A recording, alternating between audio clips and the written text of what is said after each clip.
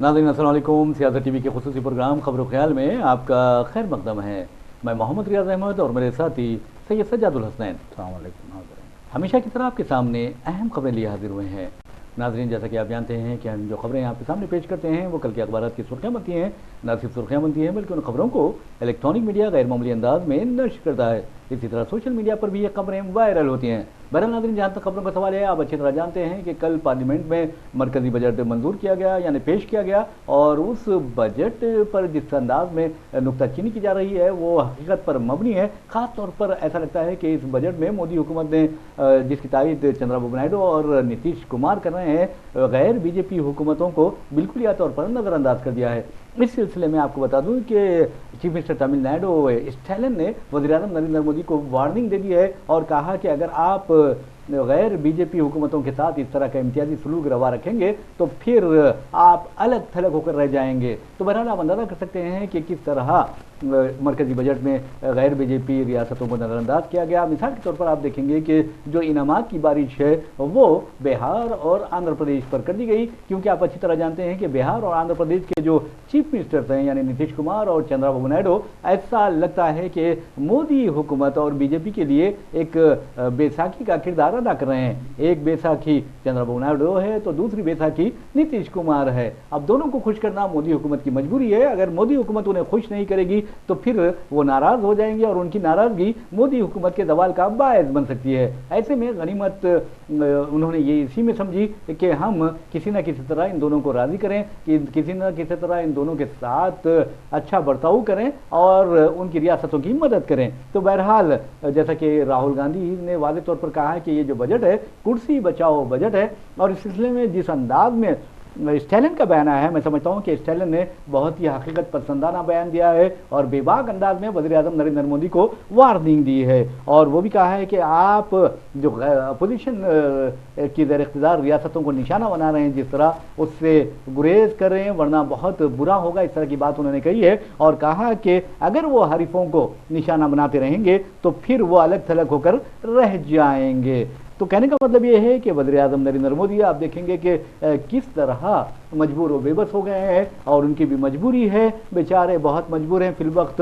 और दूसरी तरफ आप देखेंगे कि अमित शाह किस तरह की बातें करते हैं, फ़िरका परस्तों की फ़िरका परस्ती उन्हें दिखाई नहीं देती। और आप देखेंगे कि ये फ़िरका परस्त जब भोंकते हैं और मुल्क का माहौल ख़राब करते हैं तो अमित शाह को वो नज़र नहीं आता और ना ही सुनाई देता। तो बहरहाल अमित शाह का भी एक बयान आया है और आप देखेंगे कि मरकज़ी हुकूमत ने ख़ास तौर पर जम्मू कश्मीर के जो इंतहा पसंद है उन्हें धमकी दी है कि अगर तुम सुधर जाओगे तो अच्छा है वरना जेल यानी तो जहन्नुम, इस तरह की बात की है। सवाल ये पैदा होता है कि आप इंतहा पसंदों को एक मुकाम पर इस तरह की धमकियां देते हैं तो जो इंतहा पसंद, जो दहशतगर्द और जो मजहब के नाम पर लोगों को तकसीम कर रहे हैं, उन्हें निशाना बना रहे हैं। अब मैं कनौड़िया यात्रा का बात, कनौड़ियों की जो यात्रा है उसके बारे में बात करूंगा कि मरकजी हुकूमत के तहत जो काम करती है यूपी हुकूमत वहाँ भी बीजेपी डबल इंजन सरकार है वहाँ पर। तो आप देखेंगे कि किस तरह मुसलमानों को निशाना बनाने की कोशिश की गई।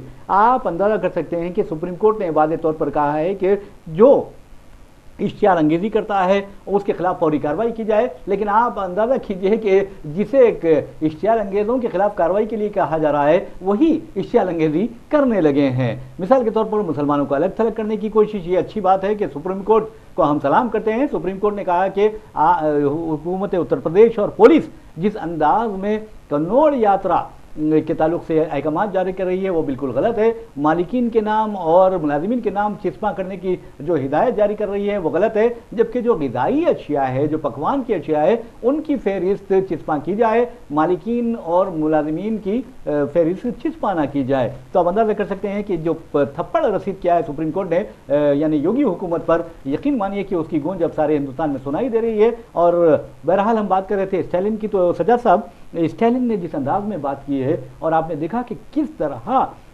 यानी बागियाना रवैया इख्तियार किया है, उन्होंने वज़ीर-ए-आज़म को डायरेक्ट वार्निंग दी है।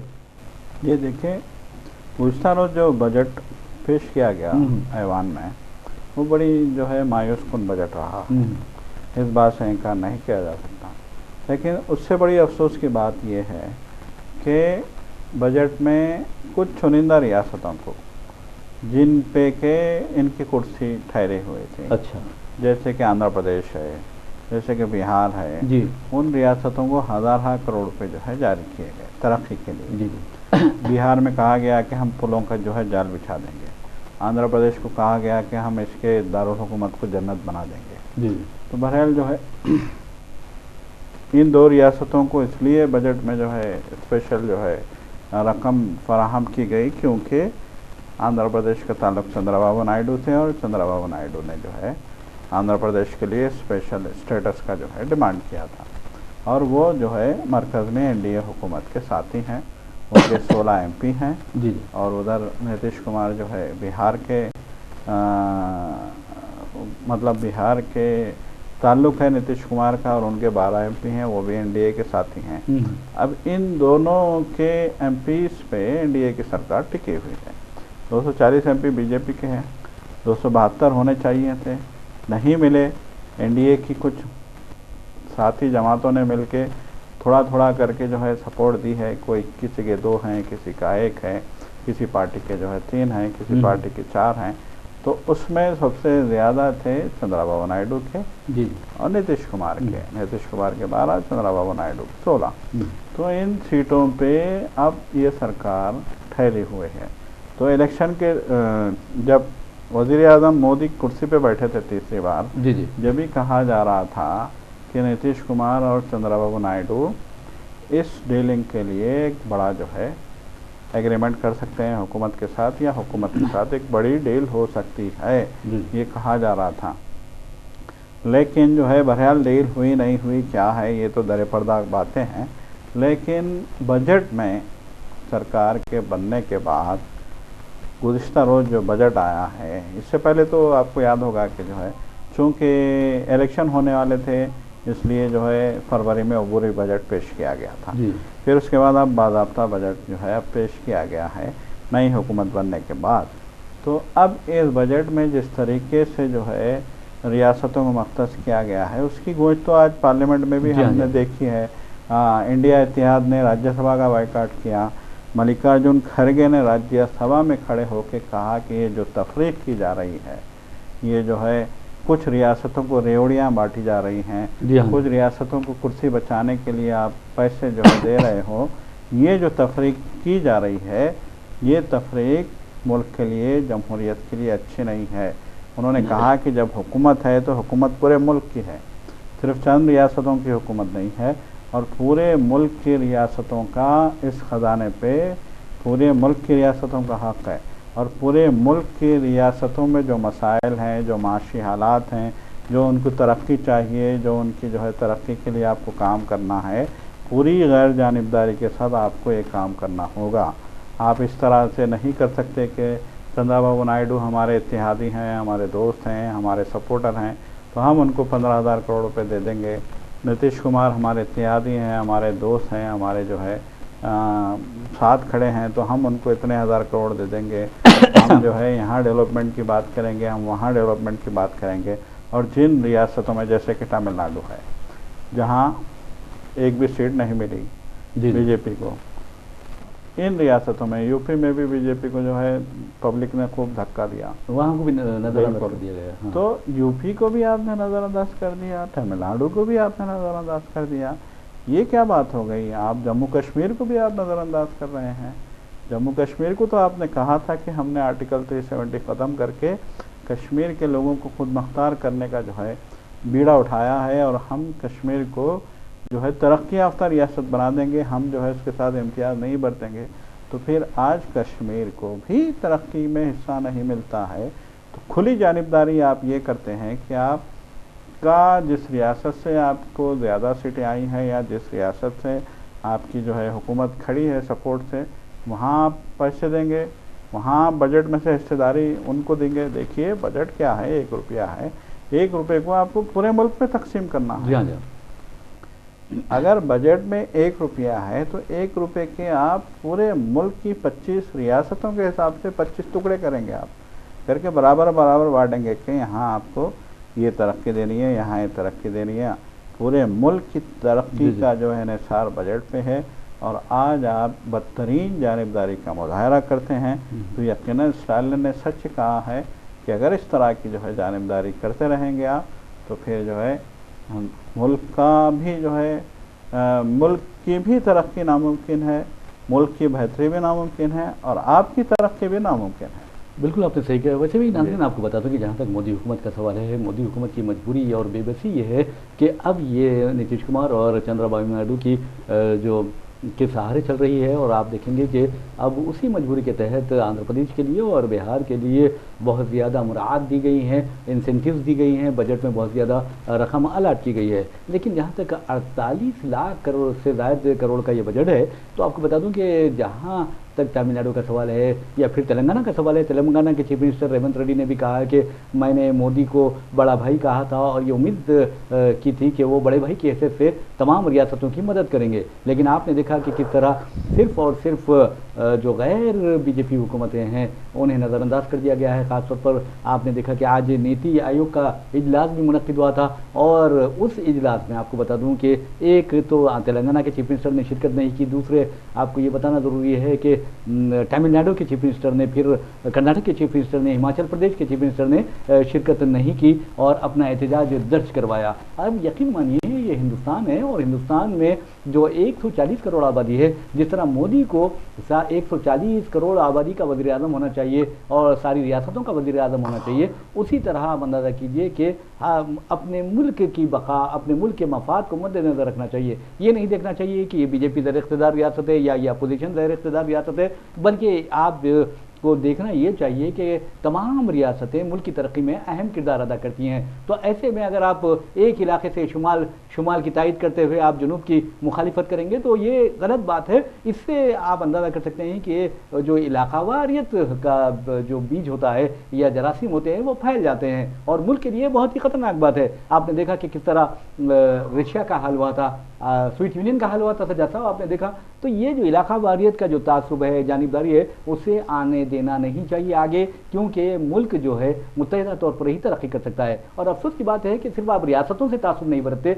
मुसलमानों से भी तासुब बरतते हैं। जब मुसलमान में आप अंदाज़ा कीजिए कि तालीमी लिहाज से मुसलमान पसमानदा, माशी लिहाज से मुसलमान पसमानदा, सियासी लिहाज से मुसलमानों की नुमाइंदगी काबिल नज़रअंदाज, उसके बावजूद शर्म की बात यह है कि मरकज़ी काबीना में एक भी मुस्लिम वज़ीर नहीं है, जबकि आपने एक ईसाई को वज़ीर बनाया है, सिख को वज़ीर बनाया है। लेकिन मुसलमानों से क्या बैर है, मुसलमानों ने आपका क्या कर दिया है बुरा कि आप मुसलमानों को नुमाइंदगी देने से शर्माते हैं, और ऐसी शर्म आती है आपको कि मुसलमानों को टिकट भी नहीं देते। अब बीजेपी ने 425 से ज़ायद जो पार्लिमानी नशस्तों के लिए अपने उम्मीदवारों को टिकट दिया था, उसमें बता दूँ सज्जाद साहब, केरला से एक साबिक वाइस चांसलर जो मुस्लिम हैं उन्हें टिकट दिया गया, वो भी बेचारे हार गए। तो आप अंदाज़ा कीजिए कि इस कदर तासुब, इस कदर जानिबदारी, और हमारे वज़ीर आज़म तो खुलेआम कहते हैं कि मैं मर जाऊंगा लेकिन मुसलमानों को तहफ़्फ़ुज़ात नहीं दूंगा। तो क्या आपकी ज़िंदगी क्या हमेशा रहने वाली है? हो सकता है कि आज आप हैं, कल वज़ीर आज़म नहीं रहेंगे, और इक़्तिदार किसी का यानी मुस्तक़िल इक़्तिदार नहीं होता, किसी ना किसी को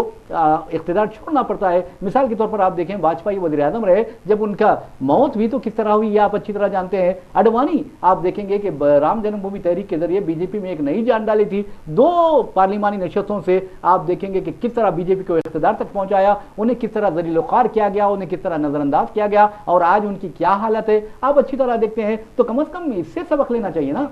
देखिए यकीनन जो है सबक लेना चाहिए, लेकिन ये भी आप सबक लेना नहीं चाहते।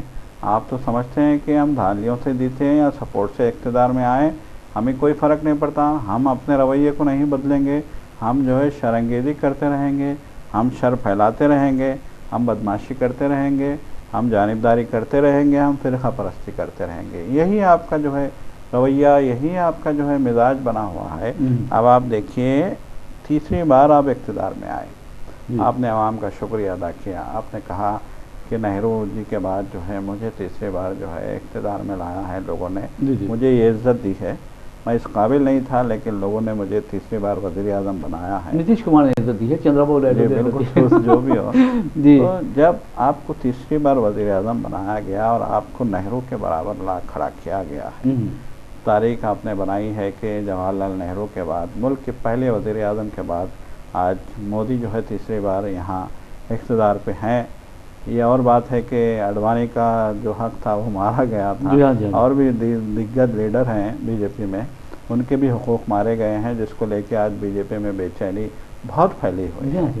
तो आप आए इक़्तिदार में तो कम से कम अब तो आपका जो है अखलाकी फ़र्ज बनता है कि मुल्क में जो है अब तरक्की की तरफ आप तवज्जो दें, लेकिन किस तरीके के हालात हैं आप देखिए। अभी आप कानौड़ का जिक्र कर रहे थे, कानौड़ की जो यात्रा हुई यूपी में, ये ऐलान कर दिया गया कि जो है दुकानों पे बोर्ड लगेंगे, नामों के नेम प्लेट लगेगी दुकानों पे, कानौड़ यात्रा मुजफ्फरनगर से लेके उत्तराखंड तक, जहाँ तक जो गंगोत्री है, गंगोत्री तक जाते हैं लोग पानी लेने के लिए, गंगा का जल लेने के लिए 240 किलोमीटर का, तो बिल्कुल वहाँ तक जो भी दुकानें हैं वो दुकानों पे नाम लगेंगे, आर्डर जारी कर दिए गए।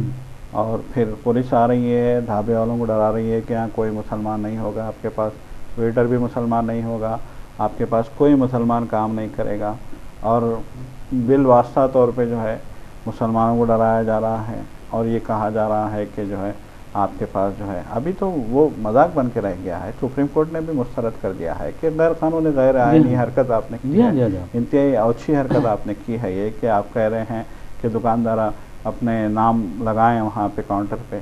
आम वाले से भी आप कह रहे हैं कि आप आम की दुकान पे अपना नाम लगाओ। अब तो लोग जो है वीडियो बना के वायरल कर रहे हैं, काम वाला कह रहा है कि पुलिस से मैं तो अपना नाम लगा दूं, लेकिन आपको बताऊं कि ये जो है आम जो है एक मुसलमान के बाग से आए हैं, क्या इस पे भी जो है किस बाग के आम आए हैं वो भी लगाना पड़ेगा क्या यहाँ पे?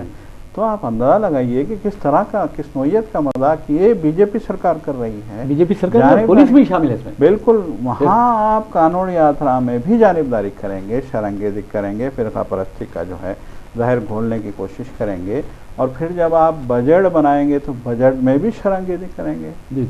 आप अंदाजा लगाइए किस नौयत की जानिबदारी ये बीजेपी कर रही है, किस नौयत की सतहियत पे ये बीजेपी आ गई है, किस घटियापन की जो है। इससे बड़ी मिसालें शायद ही जो है माजी में कभी मिली होंगी। हिंदुस्तान की सियासत को इन लोगों ने कहाँ ला खड़ा किया, बिल्कुल गिरा दिया है। जी बिल्कुल। मल्लिकार्जुन खड़गे तो राज्यसभा में खड़े होकर कह रहे हैं कि हमारी जमहूरियत का, हमारी सियासत का, हमारे अखलाक का, हमारे जो है तौर तरीक़ों का, हमारी जो है कानून का और हमारे आइन का और हमारी जो भी जो है परंपरा है, इन सारों की जो है इन लोगों ने धज्जियाँ उड़ा दी हैं और सारी चीज़ों का मजाक आपने पूरी दुनिया में बना दिया है। यहाँ तक के बजट का भी आज आपने मजाक बना दिया है। बड़ी अफसोस की बात है। वैसे भी नाज़रीन आपको बता दूं कि 10 बरसों से बहुत ही अफसोस ही किया जा रहा है, क्योंकि मुल्क में जो सूरत हाल है, खासतौर पर जो अक़लियतों को निशाना बनाया जा रहा है। और राहुल गांधी ने अपनी जो पहली तकरीर में बहैसियत लीडर ऑफ अपोजिशन तकरीर की थी, उन्होंने दहला दिया था, मोदी को परेशान कर दिया था, और मोदी ऐसा लगता था कि अमित शाह के साथ तलमला उठे हैं और बार बार अपनी नशस्तों से वो उठते जा रहे थे। अब अंदाजा कीजिए कि इख्तिदार आपके पास, वज़ीर आज़म आप, वज़ीर दाखिला आप, लेकिन जब राहुल गांधी तकरीर कर रहे हैं, सच्चाई बयान कर रहे थे, वो आप परेशान होने लगे थे। तो बहरहाल जहाँ तक तासुब है या जानिबदारी है या इम्तियाज़ का सवाल है, तो यकीन मानिए कि जिस कौम में तासुब, जानिबदारी, इम्तियाज़ की जो बीमारियाँ होती हैं और तफरीक की जो बीमारियाँ होती हैं, वो तबाही व बर्बादी की तरफ ले जाती हैं। और इसी वजह से स्टालिन ने वाज़े तौर पर कहा है कि ये जो बजट है वो आपकी हुकूमत को बचाएगा लेकिन कौम को नहीं बचाएगा। तो आप अंदाज़ा कीजिए कि अगर इस तरह की इलाका वारियत का जज्बा पैदा हो जाए तो हिंदुस्तान का क्या होगा, ये सोचना चाहिए। आज आप हकीर सियासी मफादात के लिए, एक कुर्सी के लिए, इख्तिदार के लिए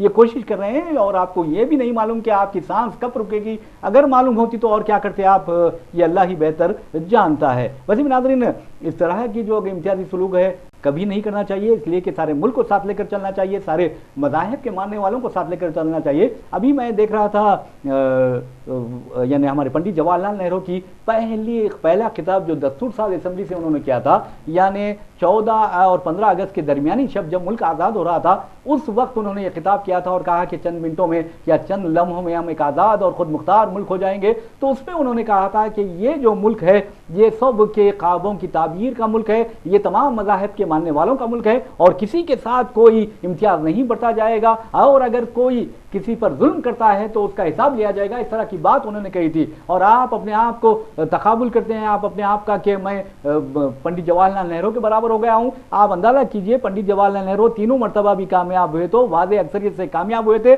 जबकि तीसरी मरतबा जब आप कामयाब हुए हैं तो आप हारते हारते बच गए हैं, जिस तरह उसी तरह जिस तरह कोई हादसे में इंसान मरते मरते बच जाता है। तो बहरहाल नाज़रीन, हम आपको लिए चलते हैं तेलंगाना, और तेलंगाना में रेवंत रेड्डी ने वाज़ेह तौर पर कह दिया है कि मरकजी हुकूमत कांग्रेस और दीगर अपोजिशन ज़ेर इक़्तिदार रियासतों के साथ ताउन नहीं कर रही है, उनकी मदद नहीं कर रही है, तासुब और जानिबदारी का मुजाहरा कर रही है। और ये जो बजट है ये बिल्कुल मायूस कुन बजट है, और ऐसा लगता है कि इस बजट में लफ्ज़ तेलंगाना का हवाला तक नहीं दिया गया, इस तरह की बात की गई है। जी सजा साहब। जी बिल्कुल, देखिए तेलंगाना को पूरी तरह से इग्नोर कर दिया गया, पूरी तरह से नज़रअंदाज कर दिया गया। रेवंत रेड्डी ने बार बार जो है वहाँ पहुँच के, दिल्ली पहुँच के वज़ीर आज़म को जो है नुमाइंदगी की थी। उन्होंने तहरीरी तौर पे भी कहा था कि जीएसटी की मद में इतना पैसा आना बाकी है, किसानों की हालत यहाँ इतनी बुरी है, यहाँ सैलाब ने जो है इतनी तबाही मचाई है, लास्ट ईयर जो सैलाब आया था उसने इतनी तबाही मचाई है, और यहाँ के हालात इतने ख़राब हैं, माशी हालात इतने ख़राब हो गए हैं, रोज़गार के मौके मुहैया करना है और रियासत को तरक्की की जानिब ले जाना है, इसलिए हमको इतने पैसे दरकार हैं, इतना पैसा आपके पास बकाया है वो भी हमारा दे दीजिए, और बजट में हमारे लिए कुछ पैसा मख्तस कीजिए। लेकिन अफसोस की बात के एक कान से सुना दूसरे कान से उड़ा दिया, ऐसा महसूस होता है। अफसोस का मकाम तो ये है कि जिक्र तक करना की जहमत गवारा नहीं की, ना तेलंगाना की, ना कर्नाटक की, ना केरल की, ना तमिलनाडु की। जी जी, आप अंदाज़ा लगाइए कि किस सम जा रही है ये हुकूमत, किस तरह की जो है घटियापन है ये, कि तेलंगाना, अब यहाँ क्या आवाम नहीं रहते तेलंगाना में? जी जी, तेलंगाना से बिल्कुल, तेलंगाना से तो 8 सीटें लेके गए हैं आपकी बात, क्या उसका भी एहसास नहीं है आपको कि 8 सीटें पहली बार तारीख में तेलंगाना के लोगों ने आपको दे दी हैं? बीआरएस को पूरी तरीके से सफाया करके आपको जो है बीआरएस की सीटें आपको दे दी यहाँ के अवाम ने, उसका भी आपको एहसास नहीं है। इससे बड़ी अफसोस की बात और क्या हो सकती है? बिल्कुल आपने सही कहा है। वैसे भी नाज़रीन, आपको बता दूं कि जहाँ तक आप देखेंगे मुख्तलिफ वबाएँ आती हैं या फिर मुख्तलिफ बीमारियाँ आती हैं तो उसके लिए टीके दिए जाते हैं, टीके तैयार किए जाते हैं। इसी तरह मैं समझता हूँ कि जो फ़िरका परस्त दरिंदे होते हैं उनको कंट्रोल में करने के लिए, उनको काबू में करने के लिए, उन्हें सुधारने के लिए टीके देना बहुत ज़रूरी है। और वो टीके जमहूरियत के हो सकते हैं, सेकुलरिज्म के हो सकते हैं, और गंगा जमनी तहजीब के टीके हो सकते हैं। और आपको ये भी बता दूँ कि वोट जो है वो सबसे बड़ा हथियार इस सिलसिले में साबित हो सकता है। लेकिन जहाँ तक आप देखेंगे कि बुखारों का सवाल है, जैसे कि जापानी बुखार की वबा फैली हुई है और लोग परेशान हैं। खुद हमारे शहर हैदराबाद में इस सिलसिले में जो बच्चे हैं, मासूम बच्चे हैं जिनकी उम्र 9 साल से लेकर 15 साल है, उनको कल से जापानी बुखार से बचाने के लिए, उनसे उस बुखार से तहफ़्फ़ुज़ के लिए टीके देने की मुहिम शुरू की जा रही है। और जो हुकूमत है उसने सिर्फ शहर हैदराबाद के लिए 6 लाख बच्चों को ये टीके देने का निशाना मुकर्रर रखा है। तो सज्जा साहब, आपने देखा कि जिस माशरे में एहतियात बरती जाए तो उससे बहुत फ़ायदा होता है एहतियात से। यकीनन एहतियात बरतने भी चाहिए, और हिफ्ज़ मा तक़द्दुम के तहत जो है बच्चों को ये टीका अंदाज़ी करवा। देखिए बहुत तेज़ी से वायरल बुखार था, चाहे वो जो जापानी बुखार की बात करें, चाहे जो वायरल बुखार की बात करें, हालात बहुत तेज़ी से, जैसे जैसे मौसम ख़राब हो रहा है। आज देखिए आपके जो है 3-4 दिन से लगातार बारिश हो रही है।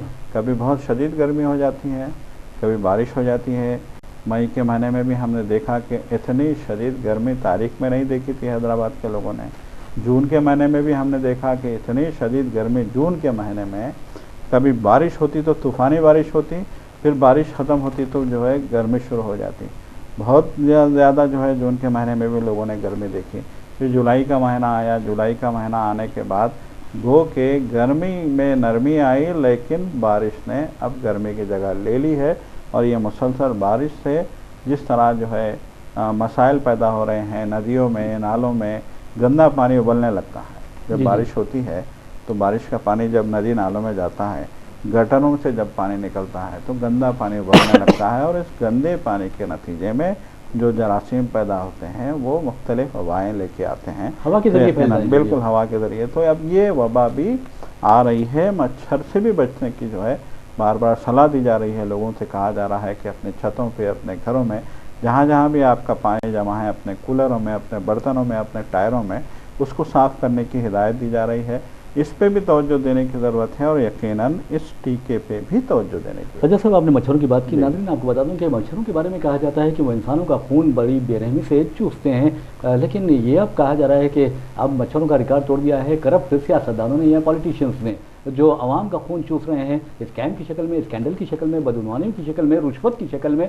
तो इस तरह ये जो बदउनवान सियासतदान हैं, वैसे ईमानदार सियासतदान भी हैं, दयानतदार सियासतदान भी है, लेकिन ये कहा जाता है सियासतदानों के बारे में कि जो बदउनवान होते हैं वो अपनी तिजोरियाँ भर रहे हैं, लेकिन उन्हें अंदाज़ा नहीं कि ये तिजोरियाँ भरते भरते वो किसी एक दिन मौत का शिकार हो जाएंगे। तो बहरहाल हम बात कर रहे थे जापानी बुखार की, तो आपको बता दें कि जापानी बुखार के सिलसिले में ये कहा जाता है कि ये जो केसेस होते हैं जापानी बुखार के, वो मानसून सीज़न के दौरान बहुत ज़्यादा होते हैं। ऐसे में इसकी जो अलामत ज़ाहिर की गई हैं, डॉक्टर्स ने बताया है शदीद बुखार होता है, उसके बाद सर दर्द होता है, इसके साथ साथ आप देखें पेट में दर्द होता है और वॉमिटिंग्स यानी उल्टियाँ होती हैं, क़ै जो होती है वो होने लगती है। तो इसके लिए आप एहतियात बरतिए। और जो बच्चों को टीके दिए जा रहे हैं, कल से तकरीबन 6 लाख बच्चों को टीके दिए जाएंगे, जैसे कि प्राइवेट स्कूल्स में और गवर्नमेंट स्कूल्स में और आंगनवाड़ी के जो मराकिज़ हैं वहाँ पर ये टीके दिए जाएंगे। बहरहाल नाज़रीन, आपको बता दें कि एक और ख़बर बहुत ज़्यादा बेचैन की दे रही है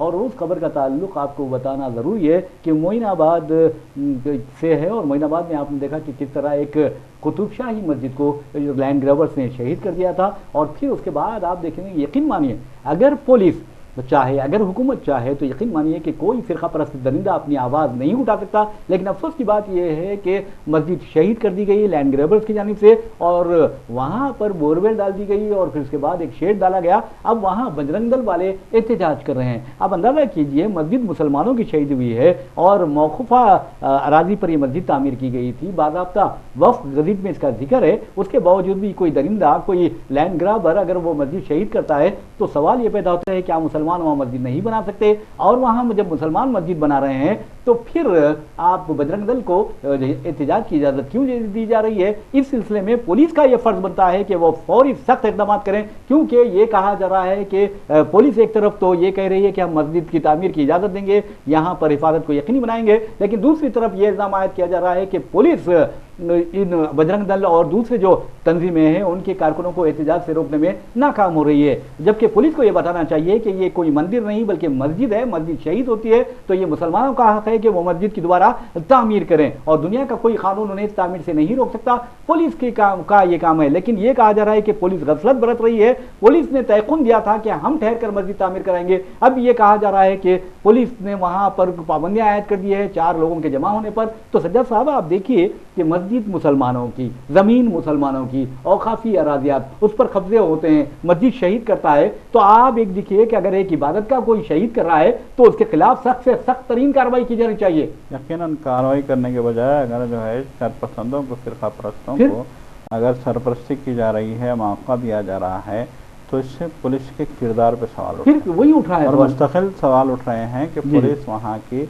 मकामी पुलिस जो है जिस तरह का रोल और जिस तरह का दोहरा रवैया अपना रही है उस पर सवाल उठने लगे। और दूसरी बात सैयद साहब, अगर कोई मस्जिद की जो शहीद हुई है अगर उसकी तामीर के खिलाफ एहतजाज कर रहा है तो फौरन उसके खिलाफ सख्त कार्रवाई करते हुए गिरफ्तार करना चाहिए, उसे जेल भेजना चाहिए। बिल्कुल, अगर पुलिस सख्ती करेगी जी तो किसी की हिम्मत नहीं है कि वहाँ पे, देखिए आपने यकीनन ये कहा है कि मस्जिद थी वहाँ पे, बिल्कुल उसको शहीद किया गया, शहीद करने के बाद कुछ लोग गए, एतराज़ किया और पुलिस में कंप्लेन की, पुलिस ने भी इससे इत्तेफाक किया कि मस्जिद को शहीद किया गया है और फिर वहाँ पे दोबारा मस्जिद तामीर करने की इजाज़त दी गई, दोबारा मस्जिद तामीर करने के लिए टीन शेड डाला गया।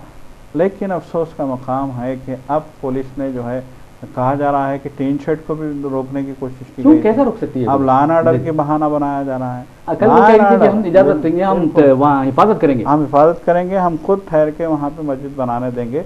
लेकिन आज जिस तरीके से बजरंग दल या फिर कोई भी फ़िरका परस्त तंजीम आके वहाँ एहतजाज करती है तो उसके खिलाफ सख्त कार्रवाई ये पुलिस की जिम्मेदारी है और हुकूमत की भी जिम्मेदारी है कि इस तरह के जो रवैये हैं पुलिस के या फिर इस तरह से हुकूमत की बदनामी के जो काम हो रहे हैं उस पर नज़र रखे। ये चीफ मिनिस्टर की भी जिम्मेदारी है, क्योंकि गाहे माहे कहीं ना कहीं से इस तरह की खबरें आ रही हैं कि कुछ शरंगेज़, कुछ शरपसंद इस तरह की हरकतें कर रहे हैं और उनको छोड़ दी जा रही है। और ये हुकूमत को बदनाम करने का मकसद है उनका। बिल्कुल, यकीनन ये हुकूमत बदनाम होगी अगर हुकूमत जो है इस पे फौरी एक्शन नहीं लेगी, संजीदगी से काम नहीं करेगी तो फिर हुकूमत बदनाम होगी। बिल्कुल। और आप देखिए पुलिस को ये जिम्मेदारी लेनी चाहिए क्योंकि उसके हुदूद में ये वाक़या पेश आया है।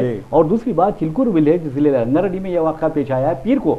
और आप देखेंगे कि आप शहीद करते हैं तो पुलिस का ये काम बनता है कि वो फिरका परस्तों के खिलाफ सख्त कार्रवाई करे। अगर पुलिस फिरका परस्तों के खिलाफ सख्त कार्रवाई करने में नाकाम रहती है तो यकीन मानिए कि हालात वहां खराब हो सकते हैं। ऐसे में पुलिस को अपना इमेज साफ रखना चाहिए और पुलिस को ये बताना चाहिए कि हम किसी की मदद नहीं करते चाहे कोई हो, बल्कि हम कानून की मदद करते हैं, कानून के रखवाले हैं। पुलिस को ये साबित करना होगा, तब कहीं जाकर पुलिस पर एतमाद बहाल होगा, भरोसा बहाल होगा, वरना पुलिस की क्या अहमियत रहेगी, ये सोचने वाली बात है। बहरहाल नाज़रीन, इसी के खबर के साथ हम अपना प्रोग्राम खबरों के इख्तिताम को पहुंचाते हैं। मुझे मोहम्मद रियाज अहमद और मेरे साथी सैयद सज्जादुल हसनैन को इजाज़त दीजिए। इंशाल्लाह फिर मुलाकात होगी, फिर बात होगी। तब तक के लिए अल्लाह हाफ़िज़, खुदा हाफ़िज़।